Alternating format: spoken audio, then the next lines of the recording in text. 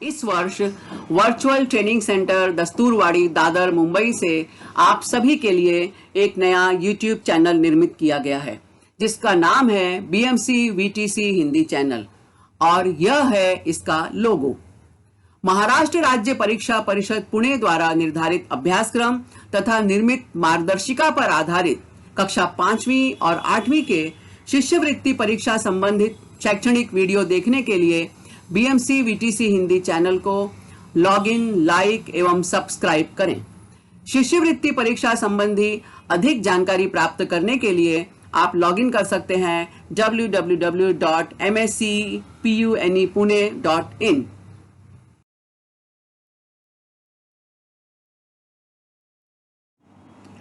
Video देखने के बाद वीडियो के डिस्क्रिप्शन बॉक्स में वीडियो के घटक से संबंधित प्रश्न पूछे गए हैं। इन प्रश्नों को अपनी कॉपी में लिखकर हल करें। वीडियो के डिस्क्रिप्शन बॉक्स में एक गूगल फॉर्म की लिंक भी दी गई है। लिंक खोलकर इस फॉर्म को जरूर भरें।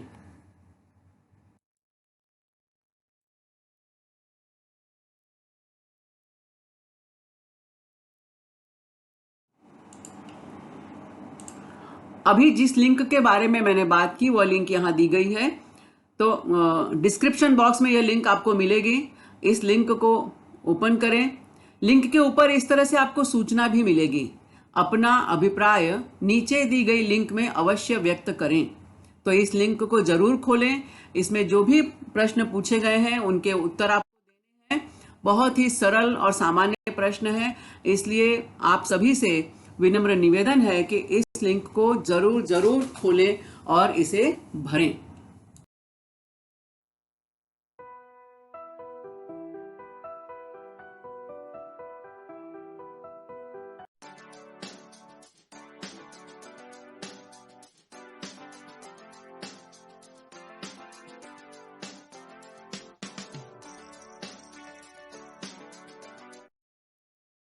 नमस्कार, प्रणाम, आदाब। वर्चुअल क्लास स्टूडियो में आप सभी का हार्दिक स्वागत। कोविड-19 के प्रादुर्भाव की वजह से आज सभी विद्यार्थियों के लिए शाला में प्रत्यक्ष शिक्षा लेना मुश्किल हो रहा है। इस मुश्किल घड़ी में बृहन मुंबई महानगर पालिका ने एक सराहनीय कदम उठाया है और यूट्यूब चैनल की शुरुआत की है। अपने इस यूट्यूब चैनल के अंतर्गत हम शिक्षक आपके समक्ष अपने अपने विषय से संबंधित वीडियो लेकर आते रहेंगे। तो आज मैं श्रीमती पूर्णिमा पांडे वर्चुअल क्लास से उपस्थित हूँ अपना एक विषय और अपना एक घटक लेकर। तो चलें अपने विषय की ओर। पूर्व उच्च प्राथमिक शिष्यवृत्ति परीक्षा कक्षा 5वीं।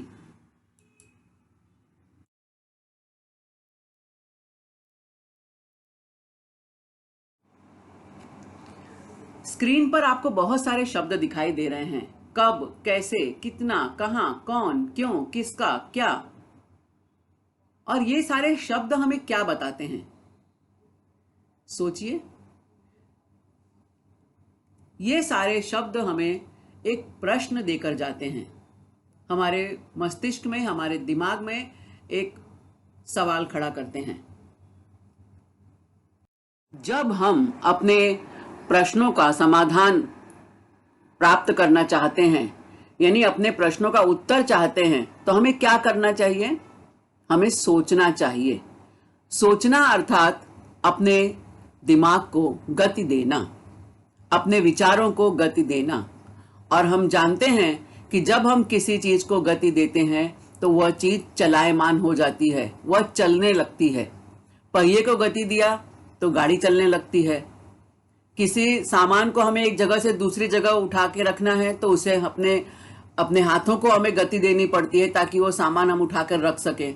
जब हम पेंसिल से लिखते हैं या पेन से लिखते हैं तो हम अपने उंगलियों को गति देते हैं, अपने विचारों को गति देते हैं, तब हम लगातार अपनी कॉपी पर लिखते जाते हैं।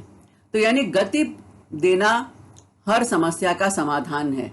और शिष्यवृत्ति परीक्षा में जब हम गति देने की बात करते हैं तो इसका अर्थ होता है कि हमें सोचना है। और जब हम सोचते हैं तो हमें अपने प्रश्नों का उत्तर मिल जाता है। हमारे दिमाग की बत्ती जल जाती है। दिमाग की बत्ती जल जाना मतलब अपने सवालों का जवाब प्राप्त कर लेना। और यही शिष्यवृत्ति परीक्षा का मुख्य उद्देश्य है कि हम हमेशा अपने दिमाग को गतिशील रखें, सकारात्मक दिशा में, सार्थक दिशा में सोचने का प्रयास करें। पूर्व उच्च प्राथमिक शिष्यवृत्ति परीक्षा कक्षा 5वीं के लिए हमारा आधार है महाराष्ट्र राज्य परीक्षा परिषद पुणे द्वारा बनाया गया अभ्यासक्रम एवं यह मार्गदर्शिका। पेपर क्रमांक 1 प्रथम भाषा हिंदी, और हम सब जानते हैं प्रथम भाषा में 25 प्रश्न जो कि 50 अंक लिए हुए होते हैं, यानी प्रत्येक प्रश्न 2 अंकों का।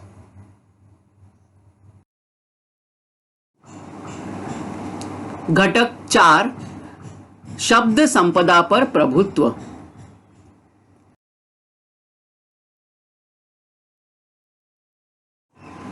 इस घटक को भारांश दिया गया है 36% और लगभग 9 प्रश्न हमें इस घटक से मिलते हैं। इस घटक के अंतर्गत कई मुद्दे हैं। आओ देखें कौन कौन से मुद्दे हैं वे।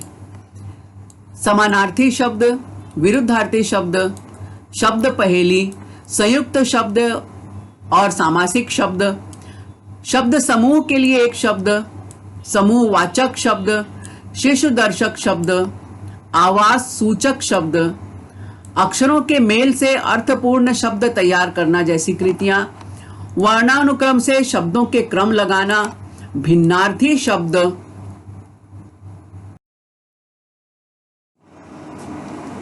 भाषा के सामान्य ज्ञान पर आधारित शब्द जैसे लेखक, कवि, संत, वैज्ञानिक, खिलाड़ी, महान विभूतियां, क्रांतिकारी, कलाकार, राज्य राष्ट्रीय प्रतीक, दिन विशेष, पदक, पुरस्कार, ग्रंथ, खेल, रंग छटा, शब्द छटा, स्वाद एवं प्रसिद्ध संबोधन।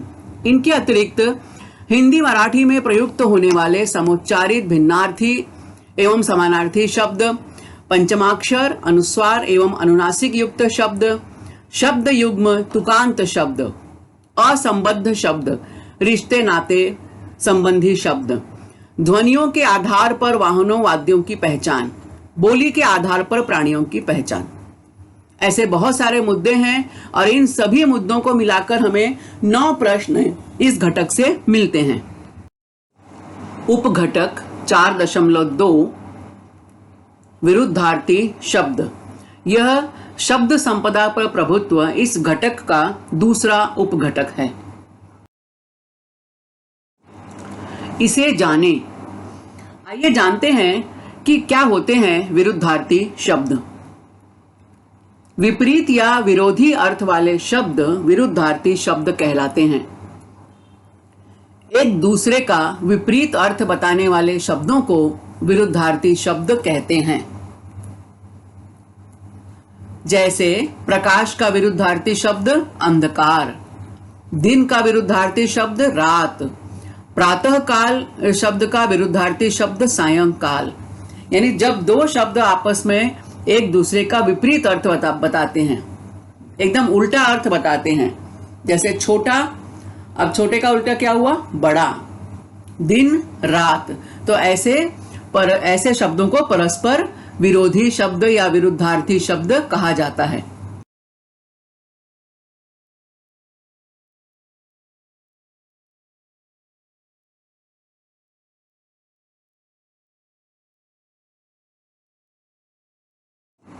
विरुद्धार्थी शब्दों से संबंधित प्रश्नों को हल करने के लिए हमारे पास होना चाहिए विरुद्धार्थी शब्दों का संकलन या संग्रह, क्योंकि जब हमें विरुद्धार्थी शब्दों की परस्पर जानकारी होगी तभी हम प्रश्नों को सही ढंग से हल कर पाएंगे। तो आओ चलो जाने कुछ विरुद्धार्थी शब्दों को। कुछ महत्वपूर्ण विरुद्धार्थी शब्द। तो एक जगह हमने शब्द दिए हैं और उसके बगल में उसी शब्द का विरुद्धार्थी शब्द दिया गया है।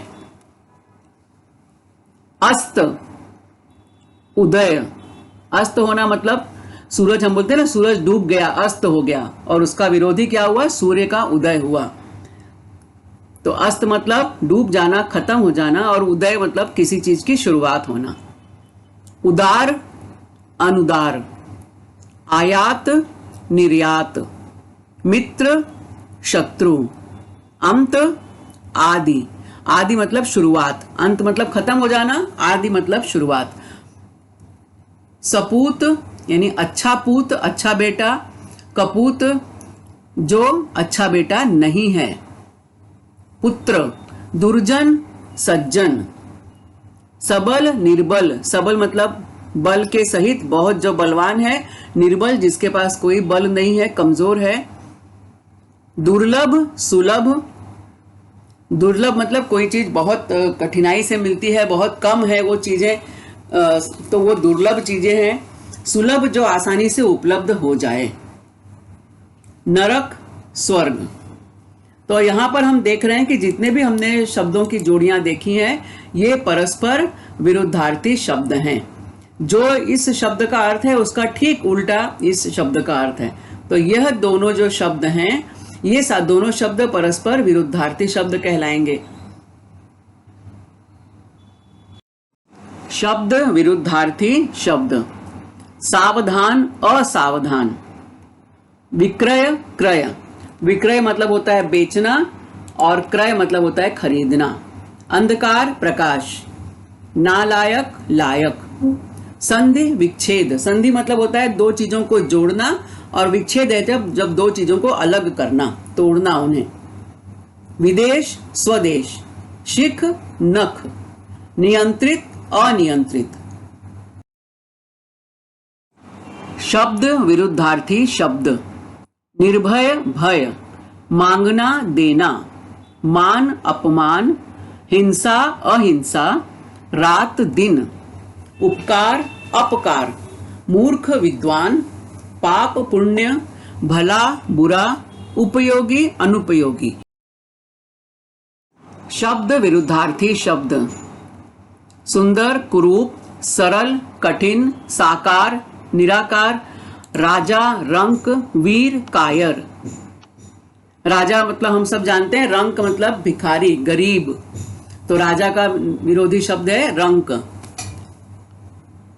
साकार जो हमें सामने दिखाई दे, निराकार जो हमें दिखाई न दे। उसी तरह भक्षक रक्षक।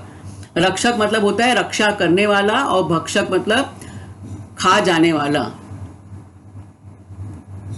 चेतन जड़। चेतन मतलब जिसमें जीव है, चेतना है। जड़ मतलब जिसमें किसी प्रकार की चेतना नहीं है, स्थिर, उसे हम कहते हैं जड़। बंधन मुक्ति। हर्ष खुशी, और शोक मतलब होता है दुख। स्वामी दास। और भी हम यहां पर देखते हैं विरुद्धार्थी शब्दों की जोड़ियां। उपकार अपकार। अलौकिक लौकिक। उपयोगी अनुपयोगी। मंगल अमंगल। अनुकूल प्रतिकूल। कांटा फूल। अमृत विष। पाप पुण्य। भला बुरा। मूर्ख विद्वान। अभी तक हमने विरुद्धार्थी शब्दों की जानकारी प्राप्त की। आओ अब हम कुछ प्रश्नों को हल करते हैं। इस प्रकार के प्रश्न आपको शिष्यवृत्ति परीक्षा के प्रश्न पत्र में मिलते हैं। तो पहला प्रश्न है, नीचे दी गई विरुद्धार्थी शब्दों की गलत जोड़ी पहचानो। यहां पर आपको 4 जोड़ियां दी गई हैं, और इन जोड़ियों में से आपको पहचानना है कौन सी जोड़ी गलत है। यानी उन्नति अवनति, उचित अनुचित, सुस्त आलसी, उत्कर्ष अपकर्ष। यानी यहां उन्नति और अवनति। उन्नति मतलब प्रगति होना, आगे की ओर चलना। अवनति यानी पतन होना, नीचे गिरना। तो ये बराबर है, विरुद्धार्थी शब्द की सही जोड़ी है। उचित अनुचित। उचित मतलब ठीक, अनुचित मतलब जो ठीक नहीं है, तो ये भी सही जोड़ी है। अगला है सुस्त आलसी, जो काम करने में सुस्त है और जो आलसी है, तो ये जोड़ी है, ये विरुद्धार्थी शब्दों की जोड़ी नहीं है। उत्कर्ष अपकर्ष। उत्कर्ष मतलब ऊपर की ओर एकदम ऊपर तक पहुंचना, अपकर्ष एकदम नीचे की तरफ जाना। तो इसमें हम देखेंगे हमारा सही उत्तर क्या है। सही उत्तर है सुस्त, आलसी। ये विरुद्धार्थी शब्द नहीं है। पर्याय क्रमांक 3। तो पर्याय क्रमांक 3 के वृत्त को हम भर देंगे और चेक करते हैं। यस, हमारा उत्तर बिल्कुल सही है। प्रश्न पढ़ते समय भी प्रश्नों पर ध्यान देना है बच्चों। यहाँ प्रश्न पूछा गया है, नीचे दी गई विरुद्धार्थी शब्दों की सही जोड़ी पहचानो। मान सम्मान, मान सम्मान दोनों का एक ही अर्थ है, यानी ये विरुद्धार्थी शब्द नहीं है। सूर्योदय, उदय, यानी सूर्य का उदय होना और उदय, ये भी विरुद्धार्थी शब्द नहीं है। प्रगति, उन्नति, दोनों का अर्थ एक ही है, आगे की ओर चलना, बढ़ना। और शाश्वत, नश्वर, शाश्वत मतलब वह चीज जो हमेशा रहे, और नश्वर वह चीज जो नष्ट हो जाए। तो हमारा यहाँ पे जो पर्याय क्रमांक 3 है, ये सही विरुद्धार्थी शब्द हैं, शाश्वत और नश्वर। तो हम पर्याय क्रमांक 3 का वृत्त भर देते हैं और चेक करते हैं कि हमारा उत्तर सही है या नहीं। यस, बिल्कुल सही जवाब है ये। अगला प्रश्न हम देखेंगे। अब इस प्रश्न में ऊपर कोई सूचना नहीं दी हुई है। इस प्रश्न में ऊपर कोई सूचना नहीं दी है, इसका अर्थ है कि जो पिछले प्रश्न की सूचना थी वही यहां पर लागू होगी। तो पिछले प्रश्न में क्या सूचना थी कि विरुद्धार्थी शब्दों की सही जोड़ी हमें पहचाननी है। तो यहाँ पहली जोड़ी दी है उद्घाटन और स्वागत। उद्घाटन मतलब हम जानते हैं किसी भी कार्यक्रम की शुरुआत करना, और स्वागत, उद्घाटन में हम लोगों का स्वागत सम्मान करते हैं। दूसरा है वैयक्तिक, सामूहिक। वैयक्तिक मतलब किसी एक व्यक्ति से संबंधित, सामूहिक मतलब पूरे समूह से संबंधित। तीसरा है मीठा, मधुर। मीठा हम सब जानते हैं, और मधुर भी जो है, मधुर का अर्थ भी मीठा होता है। साक्षर, अक्षर।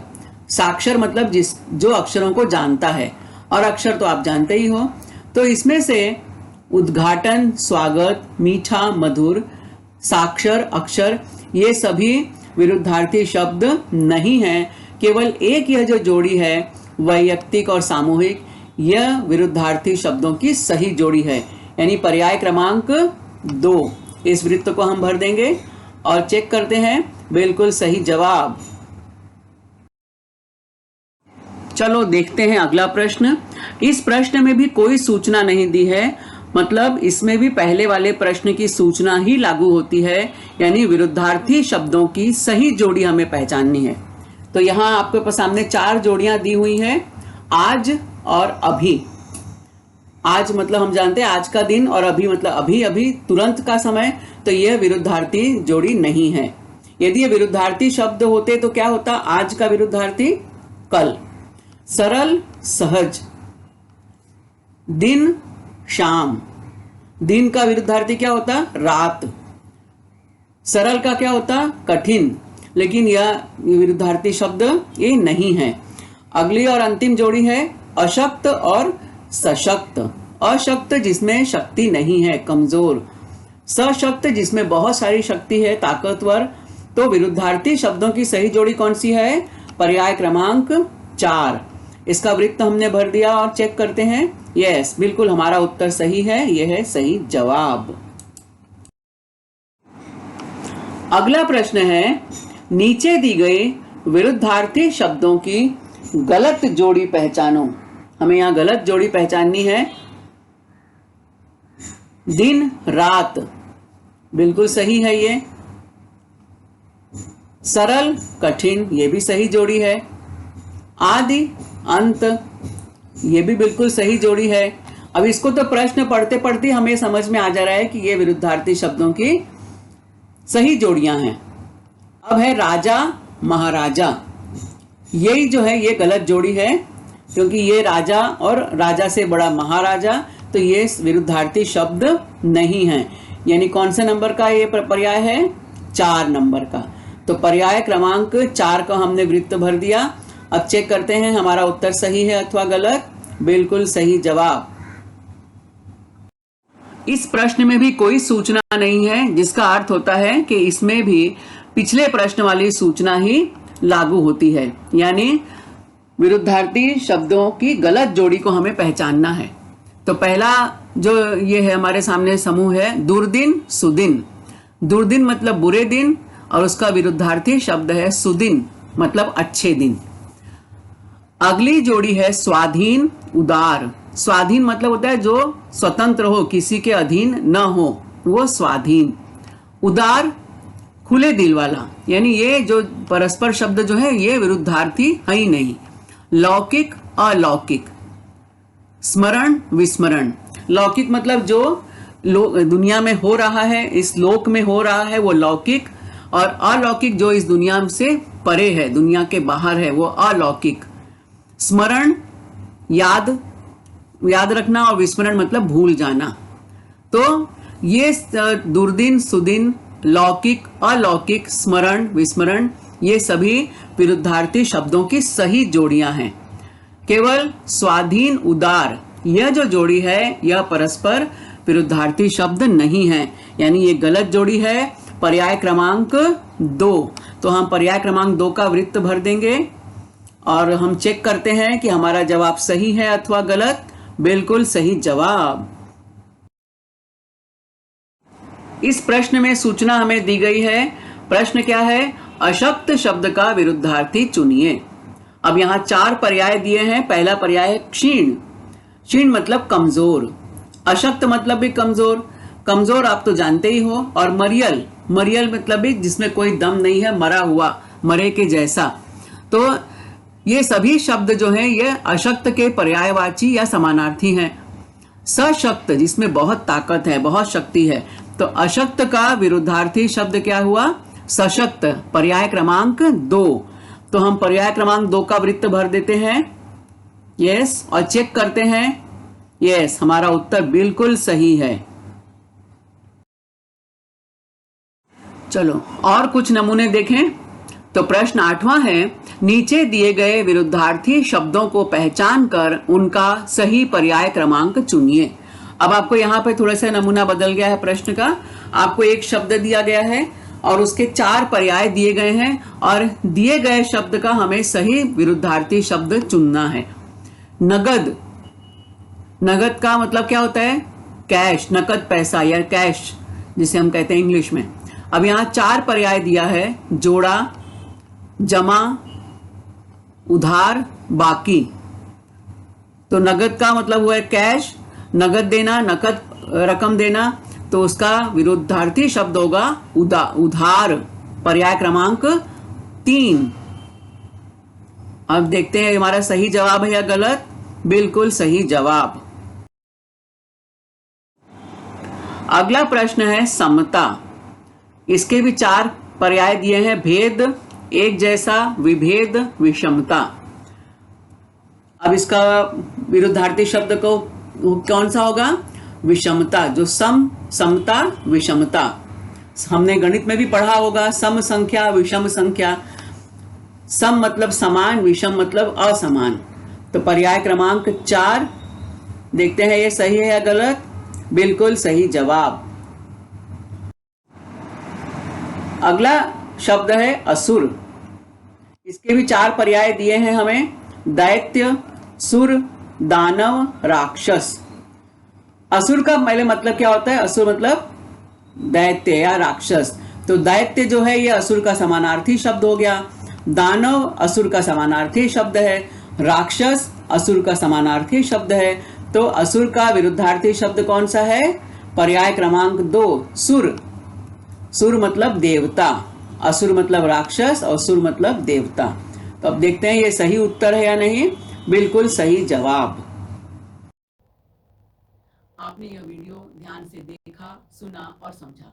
मुझे पूरा विश्वास है कि आपको इस वीडियो का घटक जो है वह निश्चित समझ में आया होगा। इस घटक को अधिकाधिक गहराई से समझने के लिए इस वीडियो को बारंबार देखें, अपने दोस्तों के साथ भी शेयर करें। आपके सुझाव, आपकी प्रतिक्रिया कमेंट बॉक्स में अपेक्षित है। अब मैं आपसे मिलूंगी एक नए वीडियो में, एक नया विषय लेकर, एक नया घटक लेकर। तब तक के लिए धन्यवाद।